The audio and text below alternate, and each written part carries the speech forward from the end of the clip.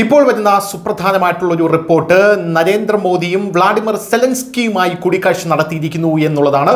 സെലൻസ്കിയും പ്രധാനമന്ത്രി നരേന്ദ്രമോദിയും കൂടിക്കാഴ്ച നടത്തിയ വിവരം ഇപ്പോൾ പുറത്തു വരുമ്പോൾ ഇത് ഒട്ടും പ്രതീക്ഷിച്ചതല്ല എന്ന് തന്നെ നമുക്ക് പ്രധാനമായും പറയേണ്ടി വരും. പ്രധാനമന്ത്രി നരേന്ദ്രമോദി ട്രംപിൻ്റെ ഈ വലിയ താരിഫ് നയങ്ങൾക്കിടയിൽ ചൈനയുമായി കൂടിക്കാഴ്ച നടത്തുന്നു, പുടിനെ ഇന്ത്യയിലേക്ക് ക്ഷണിക്കുന്നു, അങ്ങനെ മറ്റു പലരുമായും അദ്ദേഹം കൂടിക്കാഴ്ച നടത്തുന്നു. എന്നാൽ സെലൻസ്കിയുമായി പ്രധാനമന്ത്രി നരേന്ദ്രമോദി കൂടിക്കാഴ്ച നടത്തിയത് എന്തിനാണ് എന്നുള്ളൊരു ചോദ്യമുണ്ട്.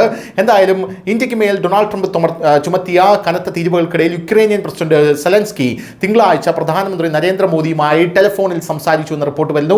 സോഷ്യൽ മീഡിയ വഴിയാണ് ഇക്കാര്യം അറിയിച്ചത്. ഇന്ത്യൻ പ്രധാനമന്ത്രി നരേന്ദ്രമോദിയുമായി ദീർഘവും പ്രധാനപ്പെട്ടതുമായിട്ടുള്ളൊരു സംഭാഷണം നടത്തി. അതിൽ ഉഭയകക്ഷി സഹകരണവും ആഗോള നയതന്ത്ര സാഹചര്യവും വിശദമായി ചർച്ച ചെയ്തുവെന്ന് വ്ളാഡിമിർ സെലൻസ്കി എക്സിൽ തൻ്റെ പോസ്റ്റിൽ കുറിക്കുന്നു. യുക്രൈനിലെ ജനങ്ങൾക്ക് ഇന്ത്യൻ പ്രധാനമന്ത്രി നൽകിയ പിന്തുണയ്ക്ക് അദ്ദേഹം നന്ദി പറഞ്ഞു.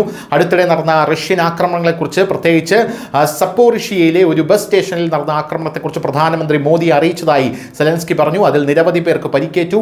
യുദ്ധം അവസാനിപ്പിക്കാനുള്ള നയതന്ത്ര സാധ്യതകൾ പ്രകടമാക്കുന്ന സമയത്ത് റഷ്യ ആക്രമണവും കൊലപാതകങ്ങളും തുടരാനുള്ള ആഗ്രഹം പ്രകടിപ്പിക്കുക മാത്രമാണ് ചെയ്യുന്നത് എന്നാണ് സെലൻസ്കി പറയുന്നത്. സെപ്റ്റംബറിൽ ഇരു നേതാക്കളും തമ്മിൽ ഒരു കൂടിക്കാഴ്ച നടക്കാൻ സാധ്യതയുണ്ടെന്ന് നമുക്ക് പറയാം. യുക്രൈൻ പ്രസിഡന്റ് ഉടൻ ഇന്ത്യയിലേക്ക് വരാനുള്ള സാധ്യതയുണ്ട് എന്ന് തന്നെയാണ് ഈ റിപ്പോർട്ടിൽ നിന്ന് നമുക്ക് മനസ്സിലാക്കാൻ സാധിക്കുന്നത്. ഇതിൽ പല ആംഗിളുകൾ നമുക്ക് വ്യാഖ്യാനിക്കാനായിട്ട് സാധിക്കും. അത് പ്രധാനമായിട്ടും ഇന്ത്യ, റഷ്യ, ചൈന പോലെ വലിയൊരു സഖ്യം രൂപപ്പെട്ട് വരികയാണ്, RIC ട്രോയിക്ക. ഈ സഖ്യം രൂപപ്പെട്ട് വരുമ്പോൾ യുക്രൈനെ ഒതുക്കേണ്ടത് വലിയ ആവശ്യമാണ്, അല്ലെങ്കിൽ ഈ യുദ്ധം നിർത്തി റഷ്യയെ സ്റ്റേബിൾ ആക്കേണ്ടത് പ്രധാനമന്ത്രി നരേന്ദ്രമോദിയുടെ കൂടെ ആവശ്യമാണ് എന്ന് നമുക്ക് കൃത്യമായിട്ട് വ്യാഖ്യാനിക്കാം. രണ്ടാമത് ബ്രിക്സിൽ റഷ്യയും ഇന്ത്യയും ചൈനയും വലിയ നിലപാടുകളെടുത്ത് വലിയ ശക്തികളായി വളർന്നു വരുന്നു. അപ്പോഴും ഈ യുദ്ധം നിർത്തേണ്ട ആവശ്യം കൃത്യമായി ഇന്ത്യക്കുണ്ട് എന്ന് മനസ്സിലാക്കാം. അല്ലെങ്കിൽ മറിച്ച് ഇതിൽ നമുക്ക് ചിന്തിക്കാവുന്ന വേറൊരു ആംഗിൾ, അത് കുറച്ച് കടന്നു കൈയാണ് എങ്കിലും ആ ഒരു ആംഗിൾ എന്ന് പറയുന്നത് ഇന്ത്യയും പാകിസ്ഥാനുമായി ഉടൻ ഒരു യുദ്ധം ഉണ്ടാകാൻ പോകുന്നു എന്ന് ഇന്ന് കരസേനാ മേധാവി പറയുന്ന ഒരു സാഹചര്യമുണ്ടായി. അസീം മുനീർ അമേരിക്കൻ മണ്ണിൽ നിന്ന് ഇന്ത്യയിലേക്ക് ആണവായുധം പ്രയോഗിക്കുമെന്ന് പറയുന്നു.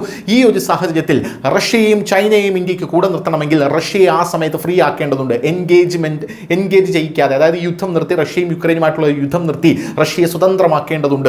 അതുകൊണ്ട് തന്നെ അങ്ങനെയും ഒരു സ്വഭാവം ഇതിന് ഉണ്ട് എന്ന് നമുക്ക് വേണമെങ്കിൽ വ്യാഖ്യാനിക്കാം. അങ്ങനെ പല വ്യാഖ്യാന സാധ്യതകളുള്ള ഒരു കൂടിക്കാഴ്ച തന്നെയാണ് യഥാർത്ഥത്തിൽ, ഒരു ഫോൺ സംഭാഷണമാണ് യഥാർത്ഥത്തിൽ പ്രധാനമന്ത്രിയും സെലൻസ്കിയും തമ്മിൽ നടക്കുമ്പോൾ നമുക്ക് പറയാനുള്ളത് എന്ന് നമുക്ക് കൃത്യമായിട്ട് അറിയാം. എന്തായാലും ട്രംപിന് ഇത് വലിയൊരു തിരിച്ചടിയായിരിക്കും എന്നുള്ള കാര്യത്തിൽ തർക്കമില്ല. പണ്ട് മുതലേ റഷ്യയും യുക്രൈനും തമ്മിലുള്ള യുദ്ധം നിർത്താൻ പ്രധാനമന്ത്രി നരേന്ദ്രമോദി മധ്യസ്ഥത വഹിക്കണമെന്ന് പല രാജ്യങ്ങളും പറഞ്ഞു. കാരണം രണ്ട് രാജ്യങ്ങളുടെ തലവന്മാരുമായിട്ടും സമ്മിശ്രമായിട്ടുള്ള ബന്ധം പുലർത്തുന്ന ഒരു വ്യക്തിയാണ് പ്രധാനമന്ത്രി നരേന്ദ്രമോദി. ഇപ്പോഴിതാ അതിന് വഴി തെളിയുന്നു എന്നുള്ള ചോദ്യമാണ് ഈ ഫോൺ സംഭാഷണത്തിലൂടെ പല വിശകലന വിദഗ്ധരും അന്വേഷിക്കുന്നത്. News desk, news India Malayalam.